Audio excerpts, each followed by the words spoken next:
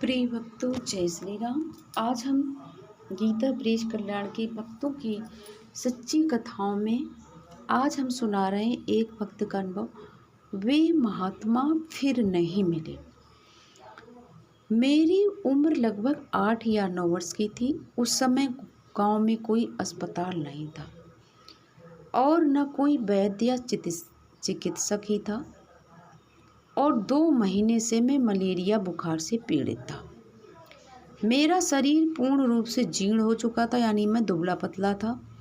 घर की आर्थिक स्थिति भी अति दयनीय थी।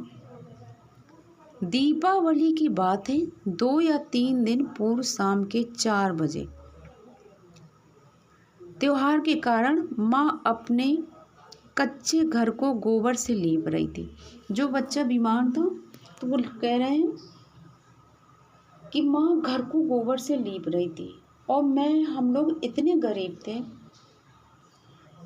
कि ज़्यादा जितने वस्त्र थे ओढ़ने वाले सब मेरे को उड़ाए गए थे, क्योंकि मलेरिया में सर्दी दे के बुखार चढ़ता है। इतने भर भी ठंड रुकने का नाम नहीं ले रही थी। बुखार बहुत था। माँ रोती रोती आंगन गोबर से लीप रही थी और साथ ही मेरे स्वस्थ होने की प्रार्थना परमात्मा से कर रही थी।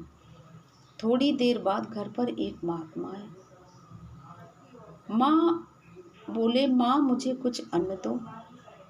अब मैंने रजाई से मुंह खोला, देखा एक साधु हैं जिनकी लंबी लंबी जटाएं एवं दाढ़ी, तन पर कोई वस्त्र नहीं और मात्र निचले भाग में मृगछाला पहने हुए।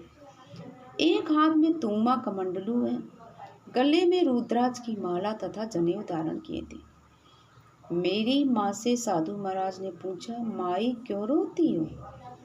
अब मेरी माँ एकदम से रो पड़ी और मेरे बीमारी के संबंध में विस्तृत रूप से रोते रोते बता दिया। साधु महाराज ने मेरी ओर देखा, मुस्कुराए और माँ से बोले, ताम्रपात्र है? तो माँ बोली, हाँ है महाराज। माँ ने उत्तर दिया। महात्मा ने कहा, 1 लोटा जल भरो तांबे के लोटे में और लोहे की छलनी लाओ। माँ ने दोनों वस्तुएं उपलब्ध करा दी। साधु महाराज एक पैर पर खड़े हो गए, जनेऊ को एक हाथ से पकड़ा, मन ही मन कुछ गुनगुनाए और छलनी में लोटे का पानी डाल दिया। भक्तों, अब एक आश्चर्य आप सुनिए। छलनी में लोटे का पानी डाला और छलनी से एक बूंद पानी नीचे नहीं गिरा। ये सब मैं अपनी आंखों से देख रहा था। पुनः छलनी से जल को लोटे में डालकर माँ से बोले, माई इस जल को पूरे घर में छिड़क दो। और फिर मेरी तरफ देखा और मुस्कुराकर माँ से बोले, माई अब इसको मामूली सिर दर्द भी नहीं होगा।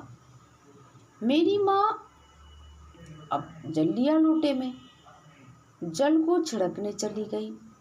जब माँ कुछ अन्न लेकर आई कि मैं, तब तक महात्मा जी जा चुके थे, क्योंकि महात्मा जी ने कहा था पहले जल छिड़को। और गांव में जैसे होते घर बहुत बड़े होते, माँ पूरे घर में जल छिड़कने लगी। तो माँ ने सोचा कि लाओ अब इनको अन्न दे दूँ महात्मा जी को। जब तक वो आए तब तक महात्मा जी जा चुके थे।